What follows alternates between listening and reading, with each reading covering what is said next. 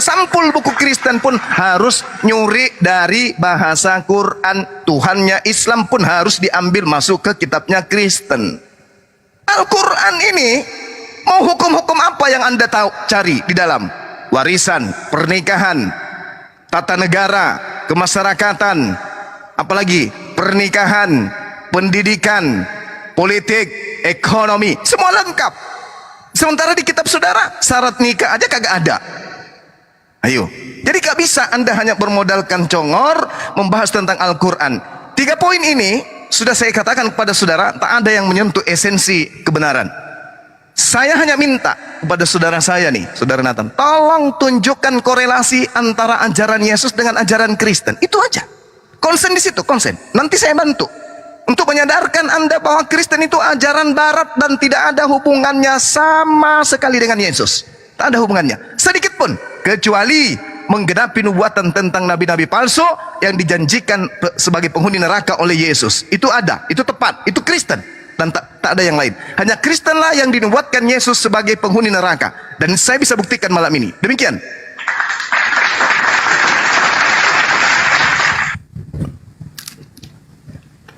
Silakan, Adik Nathan, silakan. Langsung yang saya ingat 2 poin. Yang pertama, Yesus utus.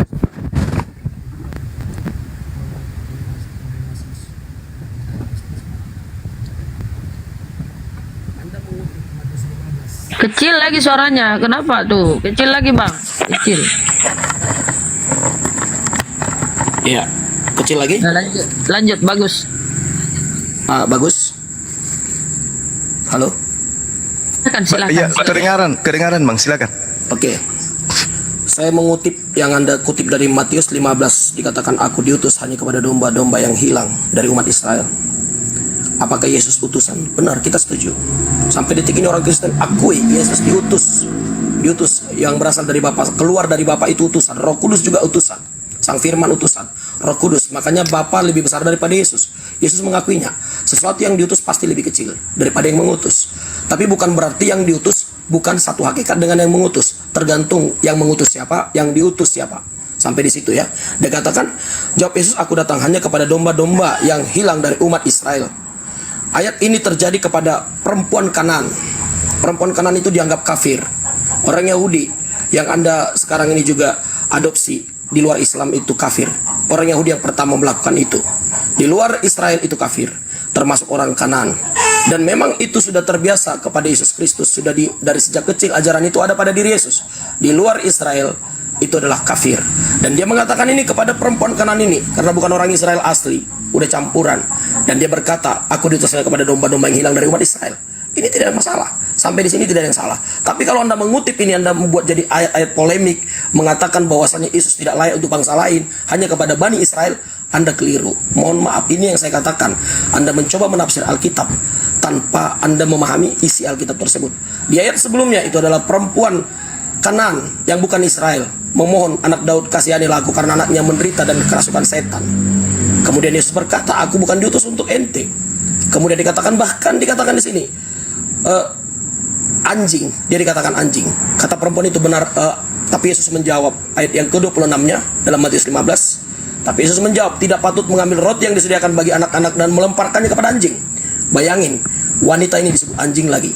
Pertama tadi dikatakan dia kafir, yang kedua dia dikatakan anjing. Tapi saudara tahu apa yang terjadi? Ternyata Tuhan Elohim hanya menguji Yesus Kristus, Sang Raja, Sang Mesias, Sang Al-Masih, hanya menguji iman wanita ini sampai seberapa kuat dia mempercayai Tuhan Yesus sepenuh hati apa tidak. Ternyata ujian iman itu berhasil. Dan ayat 28 ayat ini menjelaskan, maka Yesus menjawab dan berkata kepadanya, hai ibu, besar imanmu. Ketika kita beriman kepada Yesus Kristus, ketika iman kita besar kepada Yesus Kristus, sampai detik ini iman kita nggak abal-abal, bukan hanya di atas kertas atau teori. Keimanan kita kepada Yesus Kristus bisa mujizat terjadi, dan itu sudah terbukti dan banyak orang mengalaminya. Bukan hanya omong kosong, bukan pepesan kosong. Keimanan kita itu yang dilakukan gereja sampai detik ini, itu untuk menjawab Yesus utusan dan kepada Bani umat Israel. Kemudian yang berikutnya, saya langsung kepada Quran. Anda mengatakan apa korelasinya Yesus sebagai ajaran yang dilakukan Kristen saat ini? Ajaran Yesus mengatakan bahwasannya kita untuk kasihilah sesamamu manusia. Kasihilah Tuhan Allahmu, tapi kasihilah sesama manusia. Saya buka ayatnya di sebentar.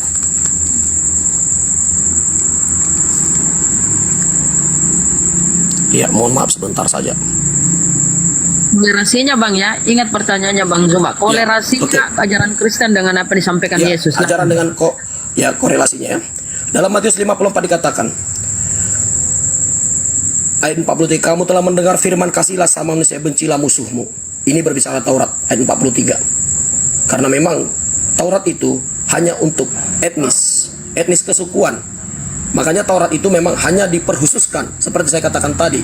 Orang Jawa punya kejawen khusus untuk mereka. Taurat mereka ada. Tapi ayat 44 dalam Matius 54 berkata, kasihilah musuhmu dan berdoalah bagi mereka yang menganiaya kamu. Yesus mengajarkan kasih, dan itu yang dilakukan gereja sekarang. Dan ini bisa saya buktikan. Negara-negara yang ideologinya Alkitab, negara-negara itu pasti maju dan penuh kedamaian. Anda boleh cek negara-negara yang di sana ada hak asasi manusia, ada ideologinya, ada orang-orang. Tapi mungkin Anda tidak akan menemukan bahwasannya negara atas nama Kristen, tidak akan ada, bahkan di Roma sekalipun.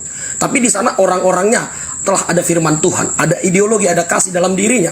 Dan itu terpancar ketika dia memimpin negara, maka dia akan memperdulikan rakyatnya seperti Australia, bahkan digaji jadi bayi. Karena mereka dari bayi mereka diperhatikan, sangat diperdulikan negara ini karena penuh kasih. Dan ajaran kasih inilah yang diterapkan gereja, bahkan bangsa-bangsa yang negara itu mayoritas Kristen. Ideologi mereka memimpin negara itu pasti sukses dan penuh kasih. Itu sudah terbukti. Dan saya kalau mau komparasi dengan Anda, yang jikalau ideologinya adalah Quran, maka saya pastikan negara itu hancur. Boleh Anda tantang premis saya. Dan ini sudah terbukti. Nah, jikalau Anda mengatakan korelasinya seperti apa? Nah, kembali kepada akhlak lagi. Akhlak Nabi Anda. Bagaimana akhlaknya? Anda tahu sendiri. Bahwasanya dia menikahi bekas istri Zaid, menantunya sendiri. Nabi Anda yang Anda muliakan itu tersebut, yang Anda cium-cium tangannya, keturunan Nabi aja Anda cium-cium kakinya, Anda sembah-sembah. Masa Isa Al-Masihu, Sang Mesias memiliki kebesaran di bumi dan di sorga, Anda tidak mau cium, Anda tidak mau sembah. Neraka jahanam bagian Anda. Udah kemana-mana ini. Nah, silakan. Oke. Silakan. Oke, baik. Jadi salah satu cara untuk menutupi ajaran barat dianggap benar itu memperluas dan memperbanyak kemudian orang mendengarkan tentang ocehan-ocehan kosong terkait dengan baginda Rasulullah Muhammad sallallahu alaihi wasallam.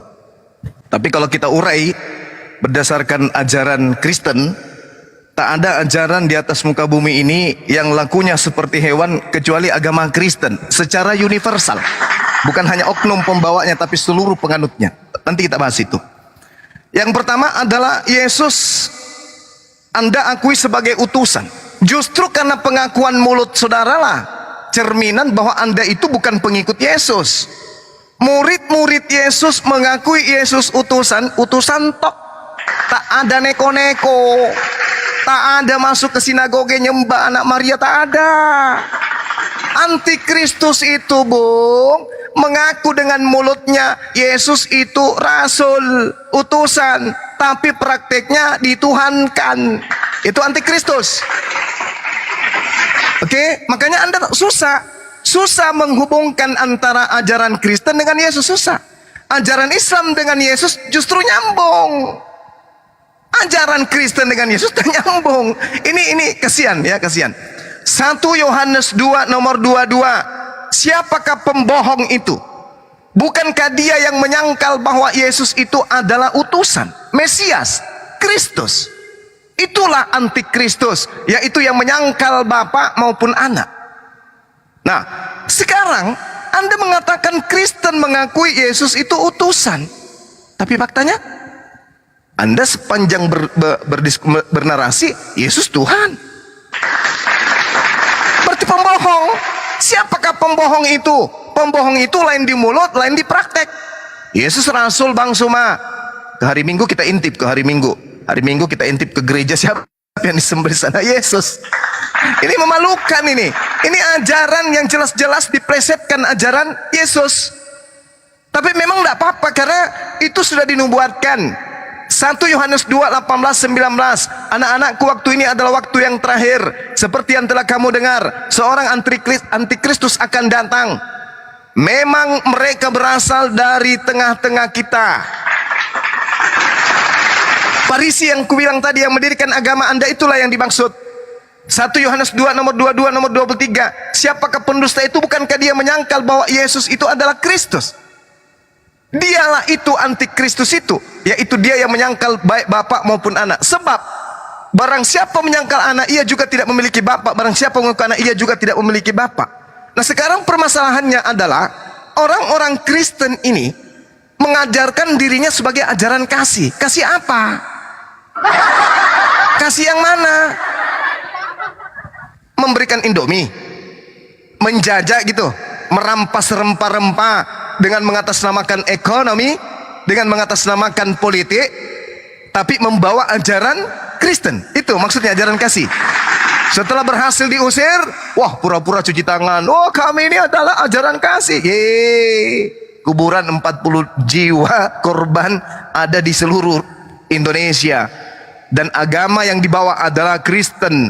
Rumah ibadahnya bernama gereja. Tuhan yang mereka jual namanya Yesus. Buku kitabnya diterjemahkan ke dalam bahasa Islam, bahasa Quran, Alkitab. Gak bisa cuci tangan kalian itu, gak bisa. Anda mengatakan di mana ada ajaran Islam sebagai ideologi hancur? Yang menghancurkan siapa? Yang membuat propaganda di dalamnya siapa? Yang menjual senjata ke sana siapa? Kalau mereka tidak melakukan politik praktis, apakah pabrik-pabrik senjata mereka itu akan laku? Kalau dia tidak melakukan praktik adu domba, apakah mereka bisa mengambil dan merampas, mencuri minyak bumi yang ada di negara Islam tersebut? Lihat Iran, lihat Irak, lihat Kuwait. Siapa yang menghancurkan? Agama yang mayoritas penduduknya penyembah Yesus. Jangan Anda mengatakan di sana ada produksi senjata. Seluruh senjata yang digunakan negara untuk berperang itu diproduksi di negara yang Tuhannya Yesus. Catat itu. Catat baik-baik. Ya, hanya di Indonesia yang senjatanya menggunakan bambu runcing mengusir penjajah yang beragama Kristen. Nah, lalu kemudian Anda mengatakan ajaran kasih. Yang mana ajaran kasih itu? Yang mana? Yang mana? Yang mana? Yang mana? Yang mana? Yang mana? Satu hal yang mesti Anda pahami. Satu hal yang mesti Anda pahami. Tak ada satu pun dari Bible yang bermanfaat untuk negara ini. Satu pun. Sila yang ada di dalam dasar negara semua disadu dari Al-Quran. Dasar negara ini semuanya diambil dari Al-Quran. Tak ada diambil dari Bible. Tak ada satu pun. Mengisi kemerdekaan ini yang ada di Indonesia ini, negara yang kita cinta ini, tak ada satupun unsur yang dihasilkan dari Bible. Tunjukkan saya satu dalih dalam Bible yang bermanfaat untuk negara ini. Satu aja. Satu aja. Saya miskin narasi untuk itu. Tak pernah saya menemukan ada satu ayat dalam Bible yang bermanfaat untuk negara yang kita cinta ini. Tak ada satupun. Pahami itu ya? Tunjukkan sebentar. Kemudian Anda berbicara mengenai ajaran kasih. Bung, kasih itu bukan mengelus-elus rambut bagi-bagi Indomie. Datang bencana orang dimurtadkan, bukan. Bukan. Yang dimaksud kasih itu menurut ajaran para nabi, baca Ulangan 11 nomor 1. Kasih kepada Tuhan adalah taat kepada Taurat. Itu kasih kepada Tuhan. Yang kedua, kasih kepada sesama manusia. Tak ajarin. Kasih kepada manusia menurut Yesus, Matius 5 nomor 19. Tidak mengajarkan kepada anak istri kita untuk meninggalkan hukum Tuhan. Jadi kasih kepada Tuhan, kasih kepada sesama manusia, kasih kepada musuh adalah mengajarkan firman Tuhan kepada mereka. Bukan mengajarkan surat-surat kepompong dari barat. Oke? Menurut Yesus, kasih kepada Tuhan, kasih kepada manusia, kasih kepada musuh adalah mengajarkan mereka hukum Taurat.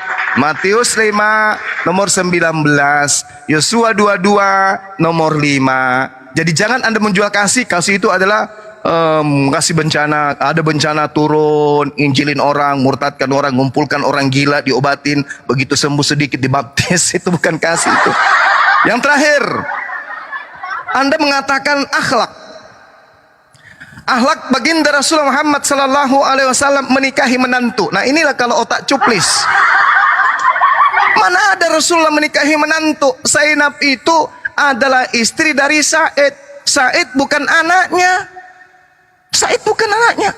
Dan ini apa tujuannya kemudian? Karena dia seorang pemimpin, dia membawa risalah, dia membawa hukum. Maka hukum ini tidak cukup dengan teori, dia harus mempraktekkan, menghapuskan semua materi hukum-hukum berhala yang ada di tengah-tengah orang Arab pada masa itu. Apa itu? Mengangkat anak angkat.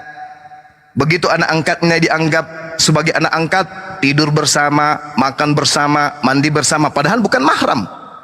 Itu yang harus diputuskan. Tidak boleh ada anak angkat dalam rumah kalau dia bukan mahramnya, nggak boleh. Dibatasi dengan batasan haram. Tak boleh kemudian anak angkat masuk ke rumah kita kalau mereka sudah balik, kita tidak menggunakan penutup aurat, tak boleh. Maka diputuskanlah pada masa itu, tak ada anak angkat. Tak boleh kamu mengangkat anak orang sebagai anak kandung, tak boleh. Itu harus diputuskan. Maka Rasulullah mempraktekkan itu dengan menikahi mantan istri dari Said yang adalah anak angkatnya. Akhirnya apa yang terjadi? Sejazirah Arab tak pernah lagi melakukan anak angkat kayak begitu. Kenapa? Karena di dalam Islam, aurat itu adalah satu hukum yang harus dipertanggungjawabkan di hadapan Allah. Berbeda dengan agama saudara. Nah, kalau berbicara mengenai akhlak, Bung, dari segi turunnya pertama kali kemudian agama saudara diawali dengan pembunuhan. Rasulnya mengawali dengan penganiayaan, lalu kemudian merambah kepada Yunani dan Romawi. Lalu kemudian Anda lihat, saya minta kepada saudara pertanggungjawabkan ucapan saudara bahwa berbicara mengenai akhlak dan akidah, tolong tunjukkan risalah kehidupan Paulus layaknya Rasulullah dari usia 1 hari sampai 63 tahun. Hari kedua, hari ketiga, hari keempat, hari kelima, hari keenam, hari ketujuh, tahun pertama, tahun kedua, tahun ketiga, tahun keempat, sampai usianya 63 lengkap di dalam risalah kenabian beliau. Beliau lengkap di dalam riwayat kehidupan beliau. Di kitab beliau itu muncul kemudian di dalam pengajaran umat Islam. Semua hari demi hari tertulis tentang beliau, tak ada yang kosong sedikit pun. Tolong sajikan kisah Paulus dari usia bayi sampai dia kanak-kanak, sampai dia remaja, sampai dia dewasa, dia ngapain aja? Saya mau tahu akhlaknya seperti apa dia, supaya dibandingkan dengan akhlak Nabi kami. Begitu juga Lukas. Lukas usia anak-anak, usia remaja, usia dewasa, usia tua, ngapain aja. Begitu juga Markus. Tolong tunjukkan supaya seimbang. Karena kenapa? Orang tua Paulus, bapaknya, mamanya aja kita tidak tahu siapa bapaknya, apalagi kelakuannya. Paulus tidak tertulis kelakuannya seperti apa. Pada usia dia 13 tahun, pada usia dia 12 tahun, pada usia dia 15. Dia ngapain aja? Bisa jadi dia maling, bisa jadi dia pemerkosa, bisa jadi dia psikopat, bisa jadi dia pedofil. Apa yang bisa membuktikan bahwa tidak? Mana cerita hidupnya? Mana sejarah kisah hidupnya? Tunjukkan ke saya mau baca. Ada? Nehi merica ketum berjahe. Anda tidak akan pernah menemukan itu. Nama bapaknya aja kagak diketahui siapa, apalagi risalah kehidupannya, apalagi riwayat kehidupannya. Jangan sampai dia penjudi, tukang peminum tua. Jangan sampai, karena sejarah hidupnya tidak tertulis. Tentang Rasulullah, apa yang Anda cari? Semua lengkap di dalam kitab tentang sejarah perjalanan hidup beliau sejak dia lahir sampai dia mendapatkan risalah kenabian, kerasulan, sampai beliau wafat. Lengkap. Jadi apapun bisa Anda baca di sana. Tapi tentang Paulus, tentang Markus, tentang Lukas, tentang Yohanes, tentang Matius, apa yang bisa kita tahu? Sedangkan Tuhan Anda saja, Yesus, usia 13 tahun sampai usia 29 tahun, kita tidak tahu. Oke? Jadi jangan Anda bandingkan. Lihat barat sana, lihat barat. Bagaimana kelakuan mereka? Kita nggak bisa bedakan mana ayah, mana ibu, mana anak, mana saudara. Tak ada akhlak, tak ada perilaku, tak ada moral. Coba lihat. Anda lihat aja. Dan lihat negara-negara yang paling tinggi kemudian penyakit AIDS-nya dari mana? Penyakit kelamin LGBT-nya dari mana? Penyakit kelamin itu asalnya dari mana? Apa agamanya? Apa negaranya? Kitabnya apa? Dan seterusnya. Negara-negara miskin di dunia. Lihat. Negara-negara yang paling kacau di dunia. Lihat. Negara-negara yang paling kacau, yang paling banyak terorisnya di dunia. Lihat. Agamanya apa? Mayoritas apa? Kitabnya apa? Tuhannya siapa? Lihat. Jangan hanya melihat di Indonesia. Karena Indonesia saat ini lagi tenang-tenangnya setelah berhasil mengusir penjajah Belanda yang agamanya Kristen, Tuhannya Yesus, nama rumah ibadahnya gereja, nama buku sucinya adalah Bible. Ratusan tahun membunuh, mengakibatkan jutaan wanita menjadi janda, jutaan anak menjadi yatim piatu. Apa agamanya? Iten, Ikatan Umat Kristen. Ya, silakan Bung. Ingat saudara, beban ada di Anda, tunjukkan bahwa agama Kristen ini berasal dari Yesus. Ini sesi ketiga, sama sekali Anda belum menunjukkan. Silakan.